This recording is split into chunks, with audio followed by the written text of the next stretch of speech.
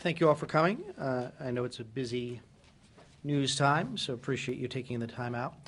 As you may know, this is my final week as Assistant Secretary of State for Political Military Affairs. Served in the position almost 4 years. I joined the department with Secretary Clinton in January 2009. Was confirmed for this position in June of 2009, and am leaving this week. And it's certainly been an eventful 4 years. While we have had crises to respond to, partnerships to build and strengthen, we've also simultaneously sought to improve the way we in the U.S. government operate. The range of issues that we have engaged in is substantial, and I believe we've significantly grown the capacity of the Political Military Affairs Bureau and done a tremendous job in demonstrating the value we add both within the State Department and to our interagency partners. And when I travel abroad, I often have to explain what the Political Military Affairs Bureau is to my counterparts because they don't have a counterpart bureau for me to interact with. The Political Military Affairs Bureau is considered the principal link between the State Department and the Department of Defense. And under our system, it's the Secretary of State who authorizes arms sales. It's Secretary of State who oversees security assistance.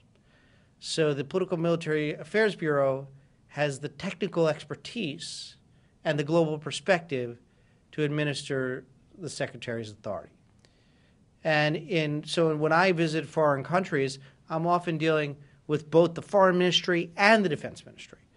And because they don't have one single counterpart for me to deal with. Over the last 4 years, we've had a number of accomplishments.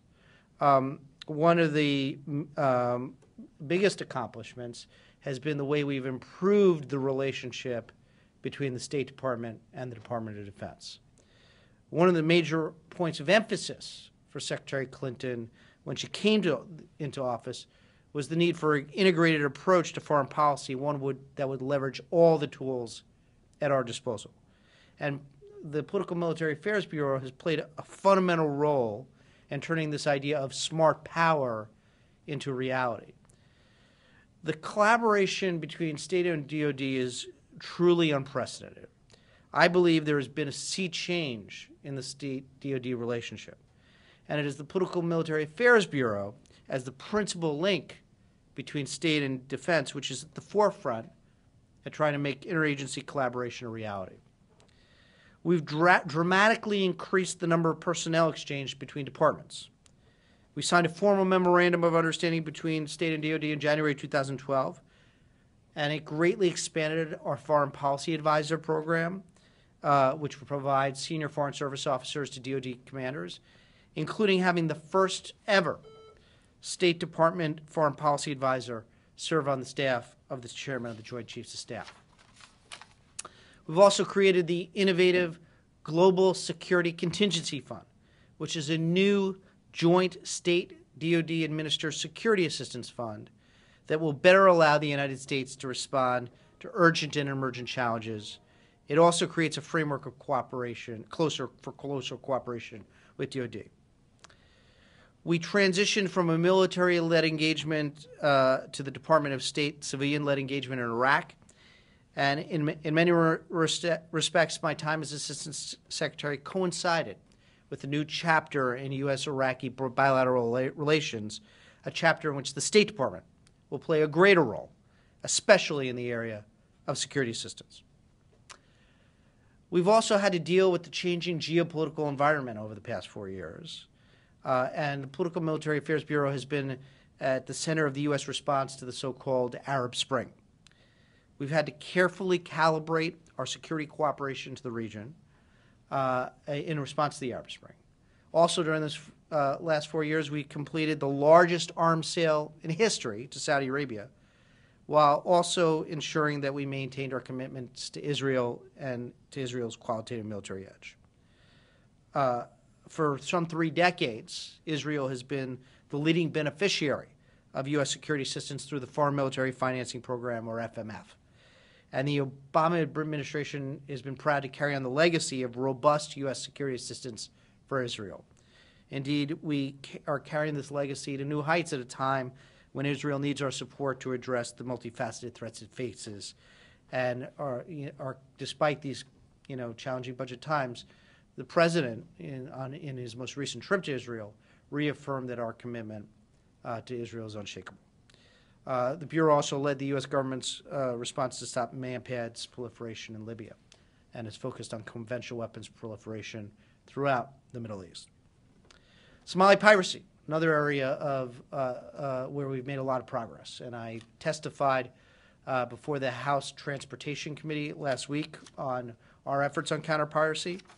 And when I first began this job, Somali piracy was spiraling out of control. Attacks were escalating, and pirates were expanding operations far into the Indian Ocean. This Bureau has taken the lead in coordinating and developing the U.S. response to this seemingly intractable problem. And now, after years of hard work, building a novel international forum and pursuing innovative partnerships and policies, pirate attacks have plummeted. The last successful pirate attack on a major commercial vessel occurred on May 10th of last year. We have essentially put Somali pirates out of business. Asia rebalance. The PM has played an essential role in the so-called pivot or rebalance. The Bureau has been instrumental in enhancing our security partnerships in Asia and with new and emerging powers such as India. Our foreign military sales to India have grown from virtually zero in 2008 to more than $8 billion. We also convened the first ever political military dialogue with India. This was significant. Actually, it was not the first ever. It was the first political military dialogue with them in about 5 or 6 years. And it was significant because we were able to help our Indian counterparts work through the challenges of interagency cooperation on national security issues. Indian officials have remarked that one of the that this dialogue is especially helpful in helping coordinate between the various interagency partners in India. Our outreach to Asia was also reflected in my travel. I traveled to the East Asia Pacific region more than I ever anticipated when I took this job. While not surprisingly, the number one region for my travel was the Middle East. After that, Asia came second. And I visited more than 10 different countries in the East Asian Pacific. And Australia had numerous trips for the two OSMANs that I attended. I also attended trilateral talks there with Japan, and I also did a bilateral visit as well. We've built and strengthened security partnerships around the world. In an era of tighter budgets, it's critical that we strengthen the security capabilities of our allies and partners, and my Bureau has been instrumental in enhancing our security partnerships in the Middle East, Asia, and with new emerging powers such as India and Brazil. I've traveled to more than 40 countries and taken about 40 official trips, in every place that I went, seeking to build and strengthen security partnerships. Countries now want to partner with the U.S., and we've seen it in the tremendous growth of U.S. defense trade. 2012 was the largest year in history of foreign military sales, amounting to nearly $70 billion in calendar year 2012. To put that in perspective, in 2011, we broke the previous record at around $30 billion. We also completed the UK and Australia defense trade treaties, which will help our defense industry and make these partnerships even closer. We've also processed more than 85,000 licenses for direct commercial sales, the most ever. And while the defense trade is growing, we've also focused on enforcement of our defense trade laws. Our compliance office has worked hard to ensure that companies are compliant with U.S. law, and their diligence resulted in the largest settlement in U.S. history with BAE. While my Bureau may have been busier than ever, that hasn't stopped us from working to improve the way the U.S. government operates. And we have taken on the monumental effort of reforming the U.S. export control system Every president since Kennedy has tried, but this administration is actually getting it done.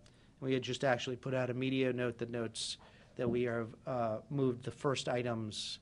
We have issued the Federal Register notice announcing new regulations to move items from the U.S. munitions list to the Commerce Control List in 2 out of the 19 categories of the USML, aircraft parts and gas turbine engines. Thousands of licenses from just those 2 categories alone will move from the USML to CCL as we work our way through additional categories over the coming weeks and months. More and more licenses will eventually move from the U.S. State Department's munitions list to the Commerce Department's control list. So that's just a brief summary of how I've spent my time, and happy to talk about anything else that you'd like to delve deeper into. Okay, as we move to the Q&A portion of the event, please state your name and publication for the transcript, and please look out for the microphone, which could be coming from either side. Right down here to Dmitry. Thank you. Dmitry Kirsanov of Itartas. Thank you, sir, for coming over to brief us before you move to greener pastures. And thanks a lot to our good friends at the FPC for arranging this. I wanted to ask you about the U.S.-Russian Military Technical Cooperation Group, working group created in December as part of the Bilateral Presidential Commission. I would like you to talk a little bit about the activity and mandate and the agenda for the group. It's been co-chaired by your Deputy Beth McCormick, as far as I understand. Yes. And I also would like to know what the prospects are now for the bilateral military technical cooperation agreement between the U.S. and Russia. Thank you. As you pointed out, the inaugural meeting of the Military Technical Cooperation Working Group with Russia was held in December 2012. And this was formed under the Bilateral Presidential Commission. And it's really designed to define future expectations for this Military Technical Working Group. And it was also designed to share insights on how our acquisition and export systems function during the Defense Cooperation Acquisition Forum meeting. We designed it to be an open and transparent forum for the central management and oversight of military technical cooperation projects, to discuss the legal, regulatory, and contractual issues associated with such projects, to explore potential commercial ventures in support of defense requirements, and to discuss key aspects of weapons transfers to third countries. The forum may also feature other exchanges and discussions that have a military and financial component, such as arms disposal. We are continuing to discuss Russia's proposal of a 3-part military technical cooperation package, as well as coordinating feedback on the latest draft of the Defense Technology Cooperation Agreement. Okay, come down front here. Thank you, Secretary. Congratulations on your achievements in the past 4 years. Thank you. My name is Bingru Wang with Hong Kong Phoenix TV. I actually have a couple of questions. The first is, could you please update us on the arms sales to Taiwan, especially F-16CD?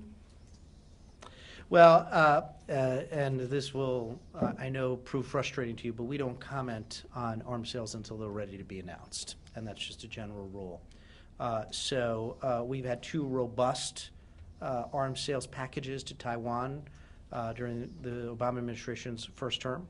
The latest arms sales package included the refurbishment of the F-16ABs, and we have no further announcements regarding any further arms sales packages, except to say that no decision has been made one way or the other on the on future potential sales regarding F-16CDs. China just released the defense white paper, and for the first time, it gives more details of the PLA size and makeup of the China's armed forces. Do you think that China is showing more transparency, as you always called for? Well, I will be frank that I have not reviewed the report as I pack up the boxes. But what I will say is you're correct that we have been calling for more transparency from the Chinese. We've called for greater military-to-military dialogue and discussions, and I know that General Dempsey will be traveling to China to urge the further development of military-to-military dialogue. we think it's important to have that dialogue in order to lessen the chance of miscalculation, to keep the channels of communication open. So yes, we're calling for more dialogue. We're calling for more transparency. Whether this particular report, demonstrates that or not, I'll leave to my colleagues at the department, my experts at the Department of Defense, to offer a fuller assessment. Finally, I know in the past 4 years, you had dialogues with your Chinese counterparts. Yes. But after this defense white paper released, the U.S. media is saying actually China is still challenging the U.S. leadership in Asia Pacific. So in the future, how do you think you and your Chinese counterparts can diffuse the tension? Well, I did go to China last fall and to look for areas where we could cooperate. For example, counter-piracy is an area where we have common interests and we can work together. Peacekeeping is another example where we had discussions about ways in which we could cooperate on peacekeeping. And the idea is that we do have common interests where we can work together, and where we do have those common interests, we should try and build those bridges. Our goal is not to have a adversarial relationship with China. The purpose of our policy in Asia is to strengthen our relationship with our partners. It's not directed in any one country. And going forward, we are hoping that to encourage the Chinese to play as they're becoming a global power, to accept the responsibilities that go along with being a global power, and you see that in Secretary Kerry's recent visit to China to talk about the North Korea crisis. So we would like to work with the Chinese on North Korea and on other issues where we have common interests, and to establish and to bring them in to the international community as a rising global power, and assume some of the responsibilities that go along with being a rising global power, and work together on addressing those concerns. Right there. Hello, Mr. Secretary. Andrea Shalal, Lisa with Reuters. I wanted to ask you a follow-up question on the Chinese question, and then a more general question. On the Chinese issue, can you talk a little bit about what your piece of the puzzle was in terms of space and cyber conversations and establishing those dialogues with China? And then I'll just wait. Space and cyber, not directly in the PM bailiwick. Space is handled by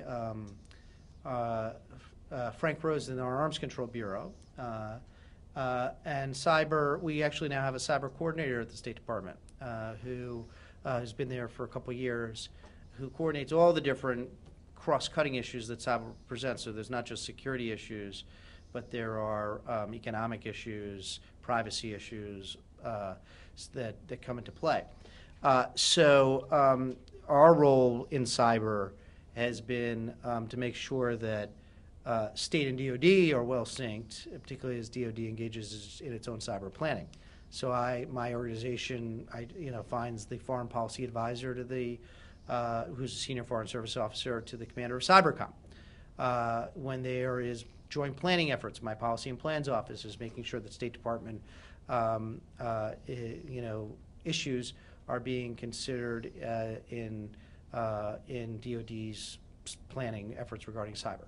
So, but the broader, cyber relationship is handled by our cyber coordinator. And then just a general question about the increasing role or importance of the work that you've been doing and that will be continuing in the kind of shrinking budget environment. A lot of the U.S. defense companies are now looking overseas for to sort of offset some of the declines that are happening in U.S. and European defense demand. Do you see that this trend is going to continue, or do you think that it's probably already peaked a little bit and it's going to go down, or so that just that general complex? And then also in India, I know that it was a big setback that India kicked the U.S. companies out of the fighter competition. Do you see that being revisited with, at some later point? You ask a lot of different questions. Regarding the U.S., and if I don't get to them all, you can remind me what I've forgotten. On defense trade and in this budget environment, there's a couple of different issues that the current budget environment impacts on defense trade. One is obviously there's going to be less defense spending, and defense companies that want to preserve their manufacturing base will often look overseas in order to continue to preserve that base. The other issue, of course, is that we in the United States want to encourage our partners to do more, so we don't have to do as much. So, but encouraging our partners to do more means that they need the capability to do more. And so we will be looking to help our partners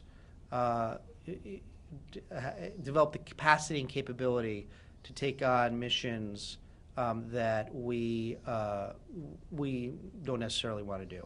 And so, for example, our experience with AMISOM, where we provided support to the countries who were fighting in Somalia. There were no U.S. boots on the ground doing the fighting, but we were able to provide security assistance to those countries, and al-Shabaab is on the run. And it provides a potential model for Mali as well for this to help the surrounding countries. On the defense trade, I think that what we're seeing is that overseas demand in certain regions remains strong, Middle East and Asia. Europe demand is going down, so a lot of the European defense companies will be competing with U.S. defense companies for where the markets are. So competition will be fierce, and U.S. defense companies some of whom are sophisticated internationally, others may not be. They've been working with the Pentagon for a while, and they now need to address the realities of the international market. And the international market, and I've given speeches about this, often the decisions regarding a security relationship is not done the way the Pentagon does it, where they have a list of requirements and they see what meets the requirements and conduct a competition. Other countries view this as often a part of the relationship with the United States. And so they make their, or other countries. So there are other factors that often come into play in their decision-making process. So U.S. defense companies will have to adjust to that reality. It'll require the U.S. government to continue to advocate on behalf of U.S. companies. And that was, economic diplomacy was a big hallmark of Secretary Clinton's tenure, which Secretary Kerry is continuing. And indeed, for the first time as Assistant Secretary, the Political Military Affairs Bureau was sending either myself or my deputies to the major air shows. And I went to Aero India and flew in an F-18 while the ambassador flew in an F-16. And I went to Dubai Air Show, and I went to the Paris Air Show. I went to the Singapore Air Show. And this was because we were, those air shows are, bring people together who are customers potentially for U.S. defense products. And where, there are companies where have been approved for U.S. government advocacy, we want to advocate on their behalf. So it will require the U.S. government to make an effort on behalf of U.S. defense companies as well. But you're quite right that this is a new world where international sales will be increasingly important. At the same time, the competition will be increasingly fierce. On India, I wouldn't say we were kicked out. I would say there was a selection process where they made a determination to down select to the two and eventually to select the Rafale. I, like others, have been reading in the Indian press various rumors about that transaction. We have no official, communication from the Indian government that there will be a reopening of that competition. And obviously, if there was a reopening, the U.S. companies would have to consider whether they wanted to participate. But again, we have not seen any official announcement from the Indian government, and all I've been seeing is some reports in the defense trade press that there may be some problems. And so we don't have any confirmation of that. But I would say on India that while that fighter competition loss was disappointing, we have made tremendous progress in the defense trade relationship. As I mentioned, we were at 0 in 2008. Now we're at $8 billion, and we think there's going to be billions of dollars or more in the next couple of years. So we are on track, and Ash Carter, the Deputy Secretary of Defense, is heading up a defense trade initiative with India, which we think is making some good progress and will hopefully lead to even a greater pace of additional defense trade with India. Okay, we're going to, sure, yeah. Just real quick on the Sorry, just a real quick follow-up on the issue of these sort of challenges in the foreign trade sector. Does the does sequestration, tie your hands in terms of being able to do that advocacy for U.S. companies? I mean, travel is limited. There's no U.S. planes going to Paris this summer. Well, I will say that representatives from the Political Military Affairs Bureau are planning to attend Paris, or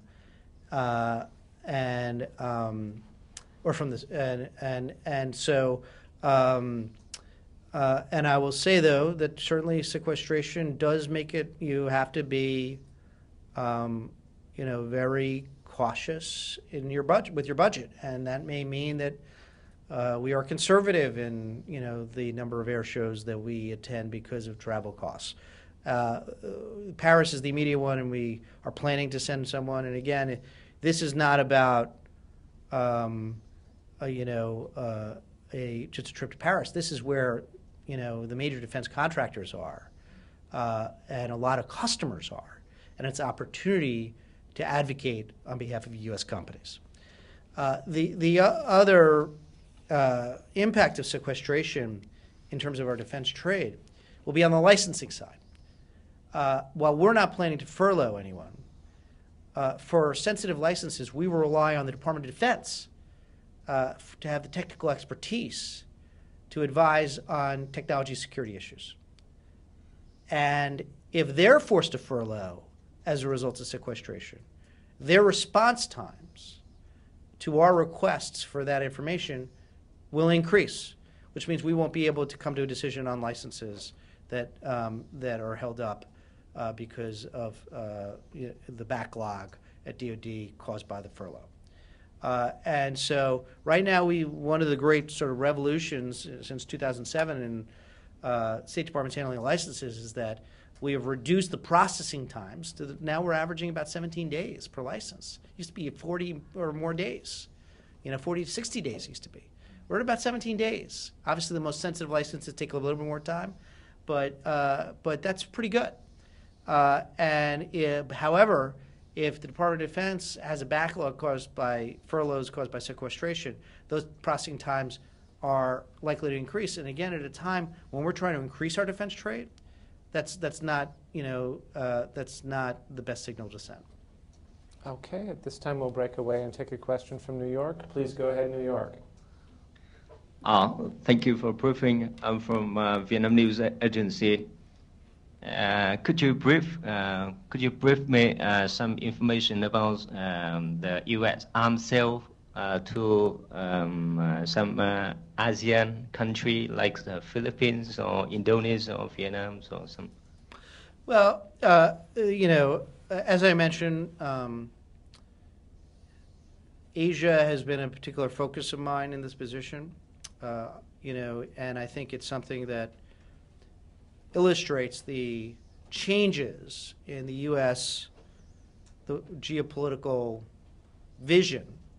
When the Political Military Affairs Bureau was created, it was during the Cold War. So my predecessors, who I spoke to, many of them, before I took the job, they focused on Russia. They focused on arms control, non-proliferation issues. Cold War ends, and in 1990, Iraq invades Kuwait, and the focus is on Middle East issues. One of my predecessors talked about how he spent most of his time in the job negotiating access agreements for the in the run-up to the first Gulf War. And then, of course, we had 9/11, Afghanistan, Iraq, and the Political Military Affairs Bureau was consumed by that. Now we're moving to a rebalance to Asia, and so I'm spending, I spent a lot of my time on Asian issues, and I think my successors will as well. In terms of arms sales to the region, I mean, we provide foreign military financing to the Philippines, and we've transferred, naval Coast Guard cutter was transferred to the Philippines. We have provided support, counterterrorism support, and now we are now shifting our focus because the Philippines have developed their own capacity to handle counterterrorism.